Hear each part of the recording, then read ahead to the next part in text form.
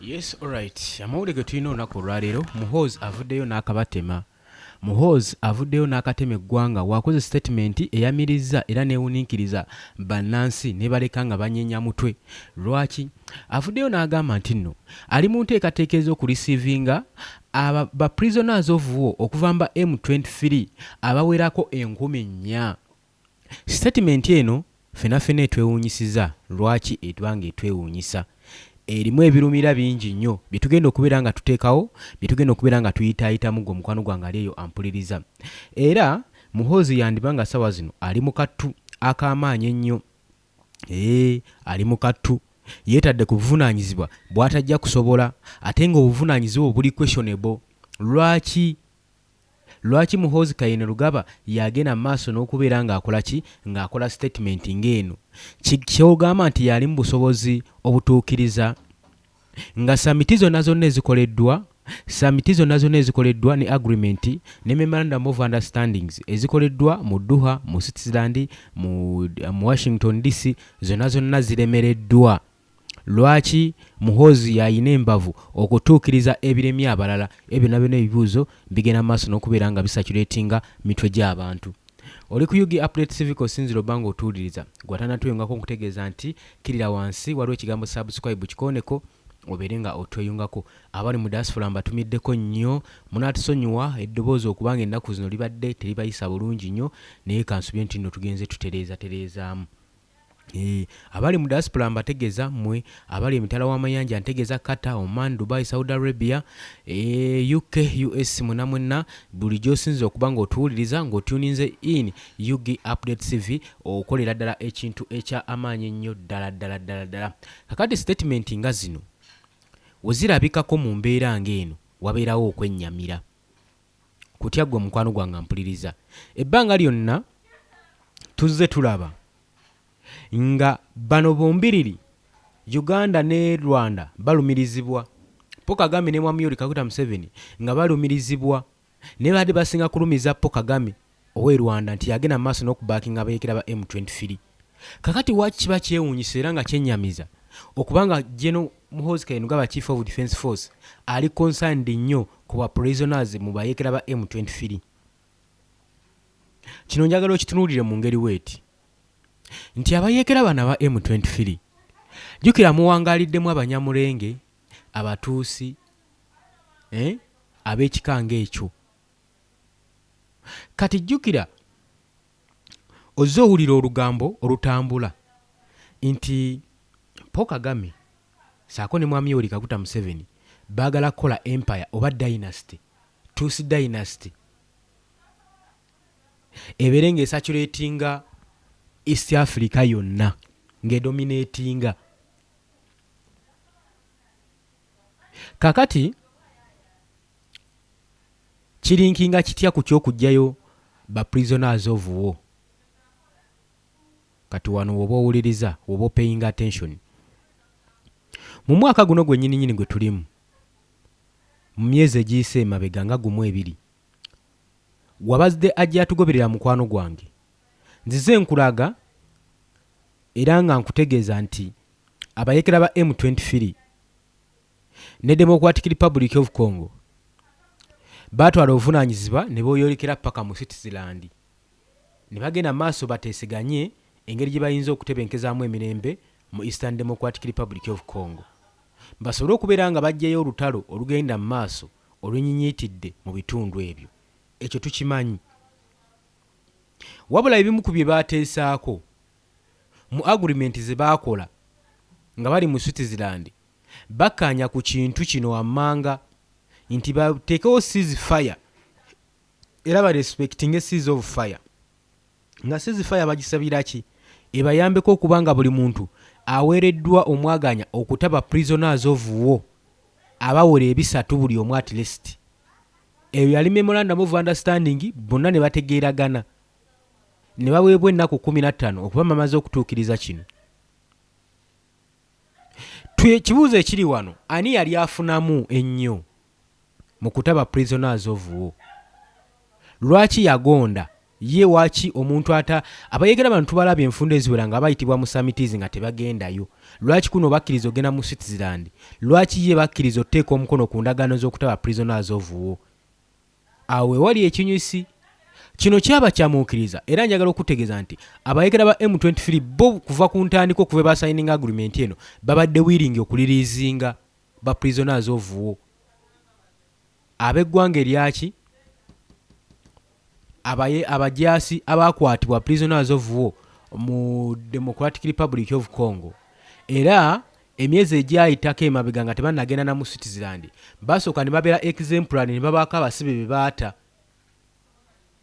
ne bagamba nti bo nga akabonero ak'okuzza emirembe ak'okutebenkeza emirembe mu Eastern Democratic Republic of Congo ne batayoko ku basibe nga baabo ne baweebwayo bali bagezaako kuteekawo kodi nga balaga batanishinga erinnya lya Felix Tshisekedi nti ye babayeekera ba M23 bali willing okuzza emirembe era n'abasibe baabo babatadde naye gavumenti ya Kinshasa kati yeeyina ekizibu tekkiriza tuteeke bintu bino mu nkola era gwali eyampuliriza gwali eyo nga tubadde totufollowinga bulungi bino ebintu biyinza okukubuzaabuza oyinza okulowooza nti ate oba oli awo DRC be babi nnyo okusinga akabayeekera M23 si weekiri wano njagala owulirizewo bulungi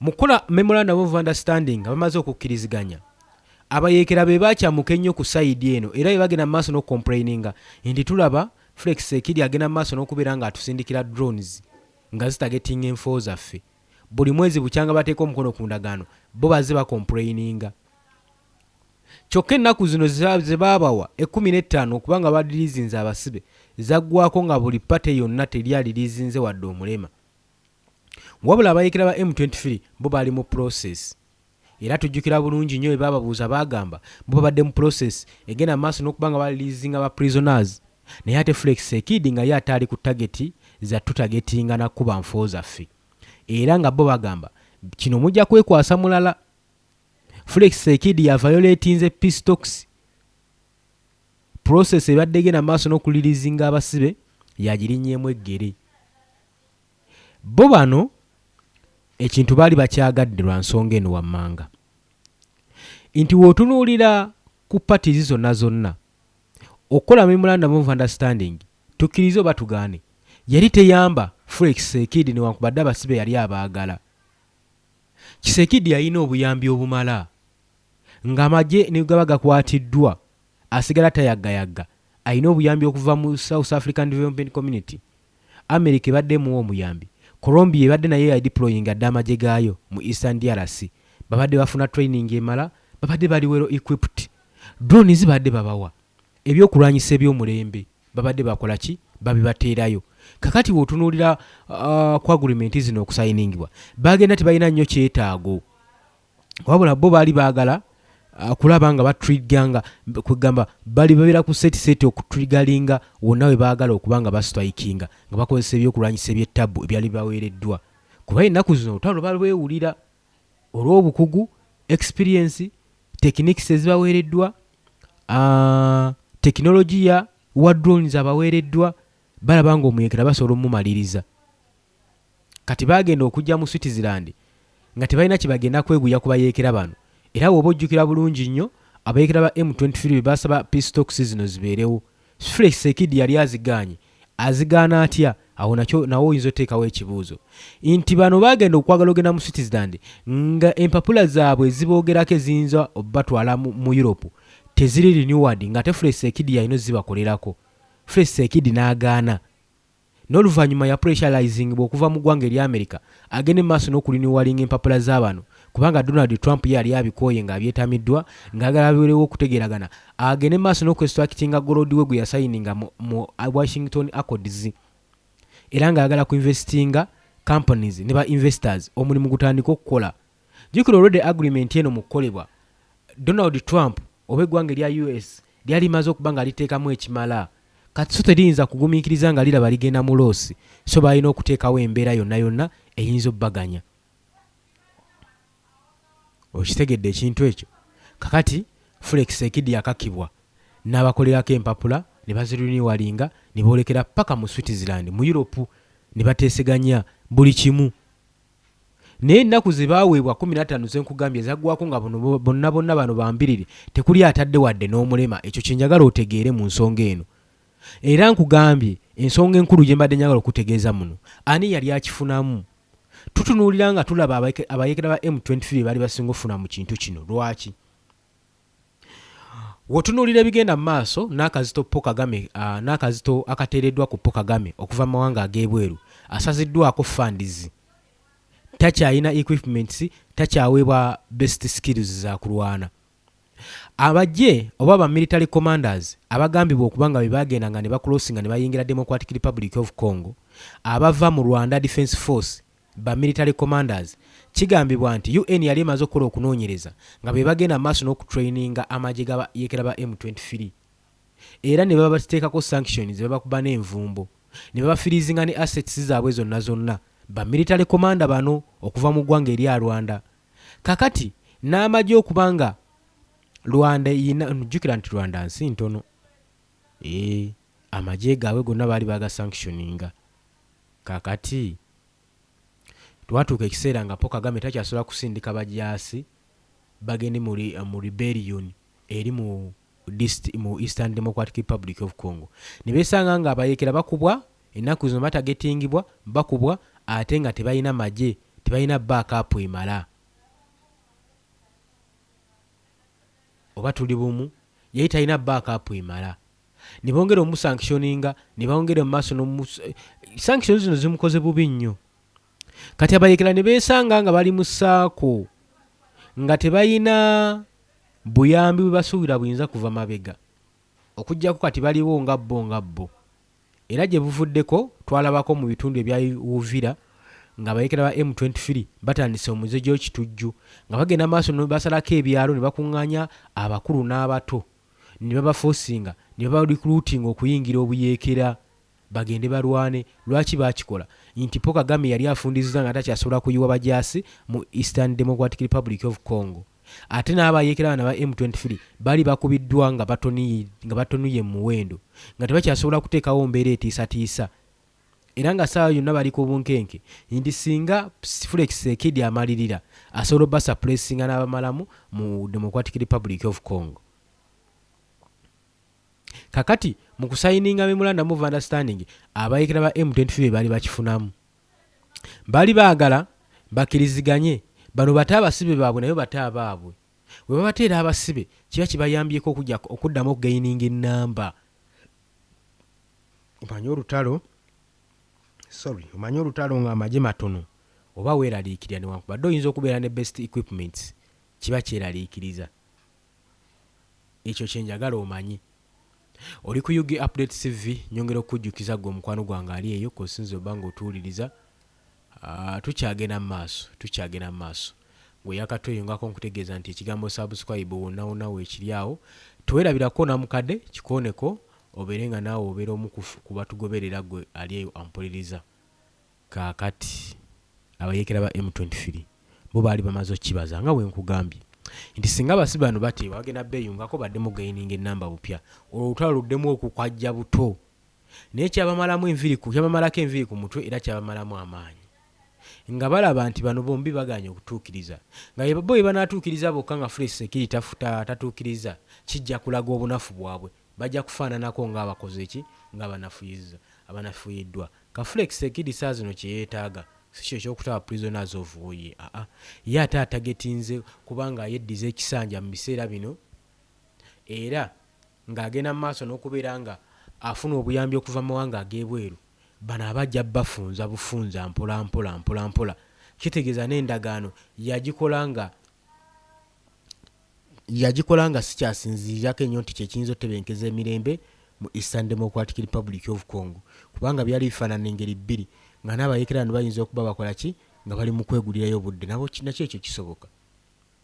Kakati mu kugaana tujjukire bulungi nnyo omukulembeze wa MONUSCO omulondo omupya operating mu Democratic Republic of Congo, James Swane, yabiteekamu n'engatto n'ayogayoga paka mu kibuga ky'abayeekera bano ekya Goma, n'agenda mu maaso n'okubeera ng'akola atya. Wuliriza gwe omukwano gwange ampuliriza. yagenda maaso n'okubeera nga yekkanya nga monitoringa ceasefire agreement ezaali zimaze okukolebwa mu Switzerland ng'alaba tewali kituukirira nga talaba wadde n'akabonero n'akamu wabula nga buli omu yeekwasa nti bali mu paperwork bakyakola paperwork basobole okulirizinga abasibe oba abayeekera bano.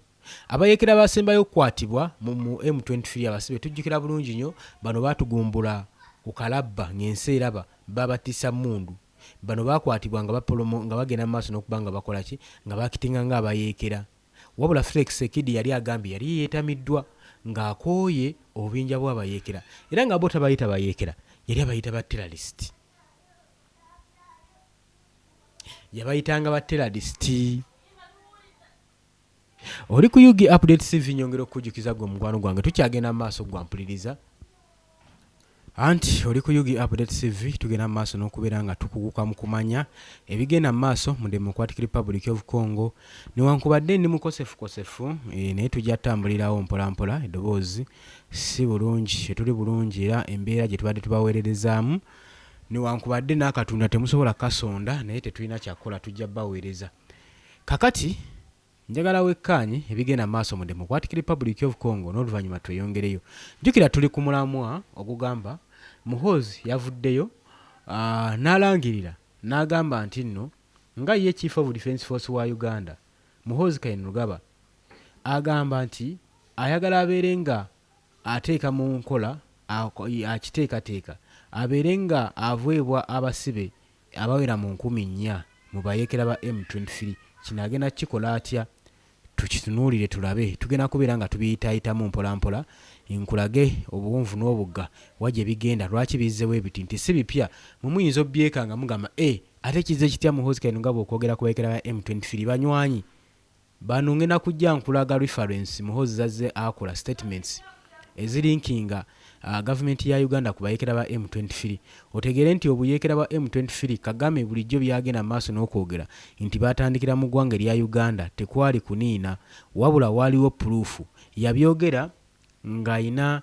ensonga gy'ayagala okuyisaawo era kino kyenjagala tutegere olunaku olwaleero ngenda kubeera nga mbamatiza era mugenda kuba nga munnyikira mutegere omuyeekera wa M23 kyekisinga omuwaga lwaki agugubye ennyo waki akajjadde golowooza yali anoonya bukulembeze oba owaayi yali anoonya bya bugagga ekyo nabyo twagala tukitegeere enkaayana zajja akaayanamu waliwo ensonga ze bagenda maaso n'okola n'olaba nga zimunyize nnyo kati awo simba nga wennyisiira buli woolaba mulabewo oba omuntu ng'agenda maaso n'okwennyamira ku mbeera egenda maaso lowooza nnyo ku kikolwa ekiba kigenda maaso njagala weetegereza akatambi n'oluvannyuma tugenda kweyongerayo mu bigambo bya Muhoozi Kainerugaba. Ula na usika na vitu jinaye mutayo mko nasikia ndio kikundi ile wabamba ule tu atapenda tugombane tutabashika tu tutaendelea kuwashika. Rwanda inawadanganya na haitafanya kitu. Kongo ni yetu. Haitafanya kitu juu Kongo ni yetu. Na wale wanawatia muwapatie shauri, watapata tu media, muwape shauri, bataangalia jinsi mumebambio, muanze wape shauri. Mutawapatia shauri gani? Ya muhimu hakuna mwana gombanaka na baba yake. Na wengine usigombanishe burongo yenu. Nia mutakamata burongo yenu komisa ikuwe ya Rwanda. Wengine wako na zola makuta marubaya, mabukavu, magoma na nyinyi mko na zola masasa. Ndio chakula yenu. Mnakufia nini? Bure. Bure. Profit gani mko napata mwaibie mko hapo? Wengine kazi yao ni kuhesabia mamakuta. Mamilioni na mamilioni na nyinyi mko nakufa. Na nyinyi mko nakufa. Sasa ndauliza hivi, kwe tumekamata nyie bapata maiti ni yapata namna gani? Maiti ni yapata namna gani? Kwenye tumeshika nyie preto mzima maiti ni yapata gani? Na wengine wako kwa shefu yangu seti. Tuko na seti ya inafungiwa hapa kwa shefu yangu. utaongezea mnyunyu. Mbona sikia? Inakuwa ngapi? 38. 38. Inakuwa ni kompanyi kwenu. Si ni kompanyi? Ile ndio mnasema kompanyi kwenu. Kompanyi mzima. Na kompanyi nyingine ilikufa. Wala kumekufa mbili. Ase mko nagombana. Mko nagombana vitu gani? Migombanio gani ye mko hapo? Sipokuwa kubadanganya. Ha? Okay, sawa. Chakula mko napata, magonjwa wako natunziwa. Sawa. Tumalizie pale basi. Okay. Kakati abo bonna boolabye awo njagala okutegeeza nti be bamu ku basibe Muhoozi Kainerugaba bagamba bayagala okununula abayeekera ba M23 akireese mu ngeri nti ayagala abayeekera ba M23 balirizinga abasibe naye ate ayagala ne Felix Sekidi alirizinga abasibe alirizinga abayeekera ba M23 baddemu bawere mu nnamba. Kati Chief of Defence Force Muhoozi Kainerugaba tensioni gy'adrowinze eri eggwanga okulangirira nti nno agenze maaso n'okwaguriinga kwegamba akoze agree okureceivinga 4,000 prisoners of war nga zirinkingibwa ku bayeekera ba M23 group ene operating na mu Eastern Democratic Republic of Congo. Gwe tolabanga ekyo kyennyamiza era tolabanga kiteekawo ebibuuzo bingi nnyo mu mitwe gyammwe abagenda maaso n'okubeera nga muwuliriza. Mu bawuliriza ba Yugi Update TV tuzze tutunuulira ensonga zino nga tuzigoberera okuva mu mwaka ogwa 2025 tuzze tuba updatinga ki ekigenda maaso mu Eastern Democratic Republic of Congo ng'olutalo lukyagenda maaso nga lukwajja mu January w'omwaka ogwa 2025 byagenda maaso n'okubeera nga olutalo lusajjuka ng'embeera egenda maaso n'okubeera nga esajjuka. Tujjukire bulungi nnyo Paul Kagame n'atandika okubeera nga asongebwamu olunwe yabyegaana naye nga naye ajja alumiriza mwami we Kaguta Museveni ng'agamba waki nze nzekka gwe muteekako measures kyokka nga abayeekera ba M23 gye baatandikira mumanyiiyo newankubadde yali tasobola kukyasanguza nti mwami oli Kaguta Museveni yakirimu emabega yasirika Paul Kagame. Ekyo kyenjagala otegeere wabula wazira kakati ng'ebyo bikyagenda mu maaso Amerika ye yali yakitegeera dda era ng'akimanyi bano Museveni ne Paul Kagame banywanyi nfanfe ekinyigo ono kinyiga n'oli ye bo kye baakola kugenda maaso n'okunyigiriza Paul Kagame. Mbagamba singa tunaasobola okulwanyisa obuyeekera bwa M23 mu Eastern DRC Paul Kagame gwe nosooka okusukwizinga. Otegedde ekintu ekyo. Kakati Muhoozi Kainerugaba avuddeyo n'akola statement. Wabula mmwe abawulidde statement eno muyinza obba mugiwulidde gusooka. Njagala okubajjukiza mu mwaka ogwa 2025 nga abayeekera ba M23 bagera maaso n'okusalako Buvuma Bukavu. Yavaayo ku social media ku kibanja kye n'agamba nti saawa zino tugenda mu Operation Sujju. Operation Sujju yali esayiningiddwa wakati wa UPDF saako ne gavumenti ya Kinshasa Felix Sekidi nga Uganda deploying amagye gaayo mu bitundu ebya Uvira Ituri basobole okulwanyisa abayeekera ba ADF. Wabula mu kubalwanyisa era baavaayo nnyo nga beewaana nti bagenze maaso n'okukola omulimu ogw'ettendo. Wabula Muhoozi Kainerugaba yakola statement egamba weeti nti agenda kukwata buli mashinale yenna white mashinale ali mu Democratic Republic of Congo yandibadde mugezi n'asalendinga ne yeewaayo nga tannamuyigga. Ezo statement muyinza okuba muzeerabidde amangu ago. Teyakoma okwo n'agamba nti agenda kusitula olutalo alutwale paka mu Northern Kivu eyo wali abayeekera ba M23 twali tumanyi nti nalutwalayo kulwanyisa abayeekera bana ba M23 waapi. Luvannyuma yeekuba gye n'agamba nti abayeekera ba M23 tasobola balwanisa era tasobola kulwanyisa baganda baabwe kubanga batusi abalwanirira eddembe lyabwe era bannansi abalwanirira eddembe lyabwe mu ggwanga erya Democratic Republic of Congo. Kati wano wenkugamba nti nno baagala kuspreadinga empire oba dynasty egaziwe ey'abatuusi mu East Africa, awo mbeera mulalu. Statement nga zino wojja ng'ozigattagatta. Yabagamba nti ye tasobola bakwatako olw'ensonga bali mu protection, beprotectinga, bali mu kkayanira kubeera bammemba b'eggwanga lyabwe, eggwanga lyabwe libayisaamu amaaso, libasosola ate nga tebalaba nsonga lwaki basosolwa nga bakongo. Kale zezo ezimu ku nsonga ezaleeta ezatrigalinga ebibuuzo ebingi ennyo. Naye leeta tuze tulaba ebizibu ebigenda mu maaso n'okukola ki nga biggwawo. Oli ku Yugi Update CV kosinzira obbanga otuwuliriza tukyagenda mu maaso. Oli ku Yugi Update CV twongere ogenda maaso n'okutunuulira ebigambo bino waawe bituyambira, waawe birinkinga ku Uganda nga ffe diplomate yaffe egenda sigala etya ku lw'ebigambo ebifaanaganako we biti. Wuliriza. Muhoozi okugamba nti the individual are a Congolese national and claimed the move is intended. Agamba nti bano ba individual bayagala okutaasa abasibe ababayekera ba M23 nti ba individual bano bannansi b'eggwanga erya Congo, era ng'agamba move gyagenda okukola ku preventinga possible loss of life mu lutalo olugenda maaso n'okulwanagana mu regions mu Eastern DRC. Era n'agattako ng'agamba abasibe bayinza okuba nga bafeesinga deadly consequences singa banaabeera nga balekeddwa eyo mu conflict zone. So nga nze Chief of Defence Force wa Uganda ngenda twala omwaganya nsobole okubeera nga mbakolaki nga mbafuna malenga oteekawo opportunity eyo tubalirizinge basobole okubeera nga bakolaki nga bateebwa baddizibwe eddembe lyabwe. Ye kyekyo kyagamba Chief of Defence Force.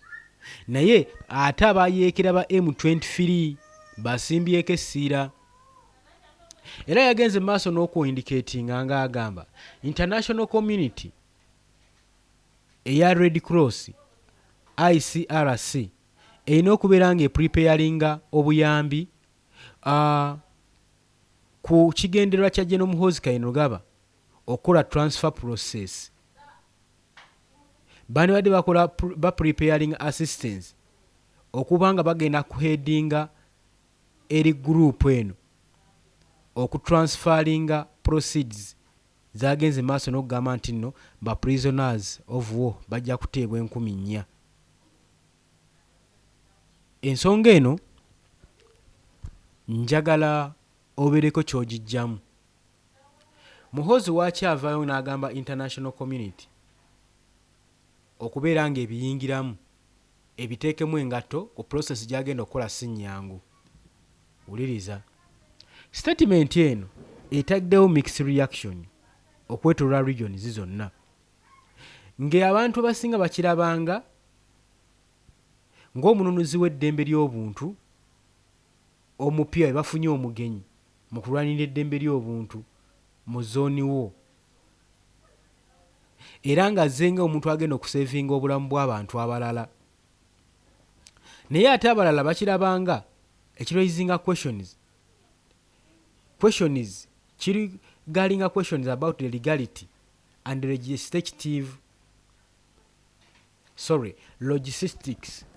logistic era n'omulimu n'omugaso ogw'okutransferinga. Logistic ali wano agenda mu maaso n'okwestioninga the law of international law mu nsonga zino ey'okutransferinga nti bo international law tetunulangako ku nsonga eno. Muhoozi ava ate eri n'akitunulamu kyekiba kigenda mu maaso gw'oba olowooza ng'omukwano gwange ali eyo. Nagambye doli ku Yugi Update CV kosinze obanga otuwuliriza gw'atanatwegattako kirira wansi waliwo ekigambo subscribe kikoneko obeere ng'otwegattako. Kakati Eastern Democratic Republic of Congo esigadde ng'eri volatile conflicts. Zoni zonna zigenda mu maaso n'okuba nga zirimu obwegugungulo, emmundu egenda mu maaso etokota buteddizibwa, era region zonna zirimu armed groups.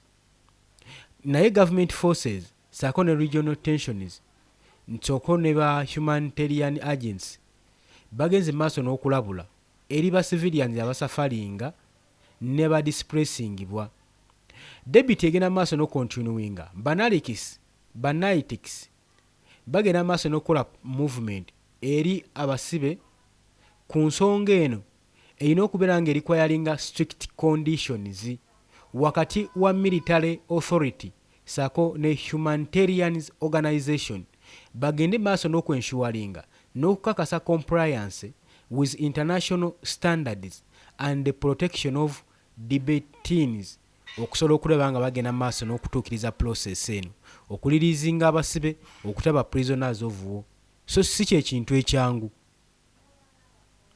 Kati Muhoozi wabanga akiyingiddemu ne kituukirira with no grain of doubt kiba kimaze okukakasibwa nti abayeekera ba M23 bantu bayimiriddewo bokka wabula bayimiriddewo n'amawanga agagenda mu maaso n'okubasapootinga okugeza ng'eggwanga erya Uganda libeera lisaale nnyo. Ekyo tebajja kyegaana kubanga tulabye ng'obujulizi bugenda mu maaso n'okubanga buvaayo. Abayeekera M23 balabiddwa ku kisaawe ky'airport ekitongole kya United Nations wekitwe ekigamba okusinziira ku bakessi baakyo, era abayeekera ba M23 balabiddwako mu malwaliro g'eggwanga Uganda nga Mulago, tujjukira Makenge saako ne Bisimwa bagamba nti bajjanjabibwa wano mu Uganda era omukwano gwe balina ne gavumenti ya wano gubasaza mu kimu nga mbazzi. Kati gwe oyinza otya okutandika okugamba nti nno omuyeekera wa M23 tali funded by big people, ali funded okubanga agenda maaso n'okuteekawo embeera n'olutalo mu Eastern Democratic Republic of Congo. Tukyagenda maaso gwe mukwano gwange ali eyampuliriza. Paul Kagame ensonga zino tannabaayo kwesowolayo kulaga nti nno omutabani Muhoozi Kainerugaba bamuwadde omwaganya agenda alirizinge ba prisoners of war.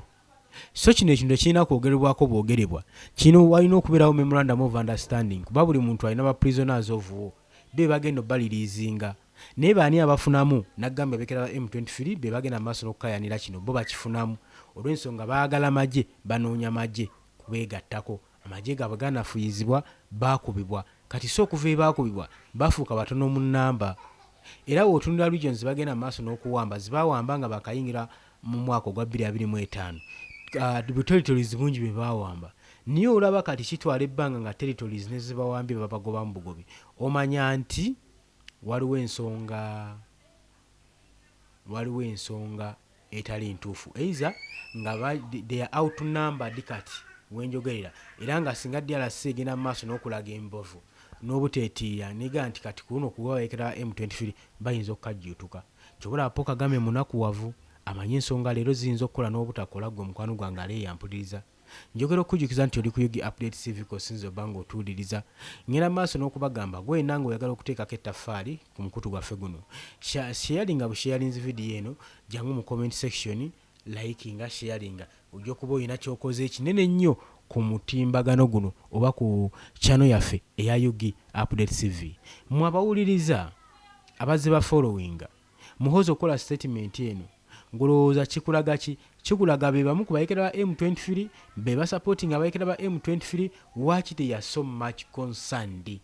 Wano mu Uganda tukyayina ebizibu bannabyabufuzi basibibwa bakwatibwa teri abayamba abagenda maaso n'okwogerako batwalibwa mu basement. Kakati beebuuza gye n'Omuhoozi Kainerugaba yafunyewo ekisa yaggyewo ekisa ekigenda maaso n'okulumirira abasibe bano. Njagala nkwongera obutambi buno wetegereze embeera egenda mu maaso ey'abasibe tunuulira.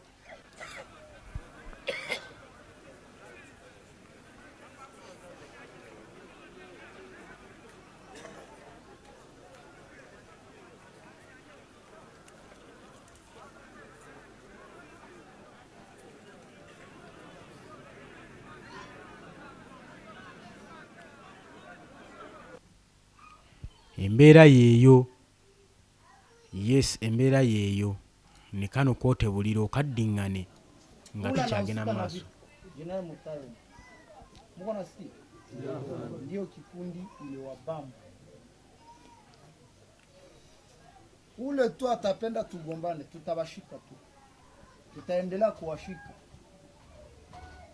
Rwanda inawadanganya na haitafanya kitu. Kongo ni yetu. Haitafanya kitu juu Kongo ni yetu. Na wale wanawatia muwapatie shauri, watapata tu media, muwape shauri, bataangalia jinsi mumebambiwa, muanze wape shauri. Mutawapatia shauri gani? Ya muhimu hakuna mwe anagombanaka na baba yake. Na wengine usigombanishe burongo yenu. Nia mutakamata burongo yenu komisa ikuwe ya Rwanda. Wengine wako na zola makuta Marubaya, Mabukavu, Magoma na nyinyi mko na zola Masasi. Ndio chakula yenu. Mnakufia nini? Bure. Bure. Profit gani mko napata mwa hivi mko? Wengine kazi yao ni kuhesabia mamakuta. Mamilioni na mamilioni na nyinyi mko nakufa. Na nyinyi mko nakufa. Sasa ndauliza hivi, kwe tumekamata nyinyi bapata maiti ni yapata namna gani? Maiti ni yapata namna gani? Kwenye tumeshika nyinyi preto mzima maiti ni yapata gani? Na wengine wako kwa shefu yangu seti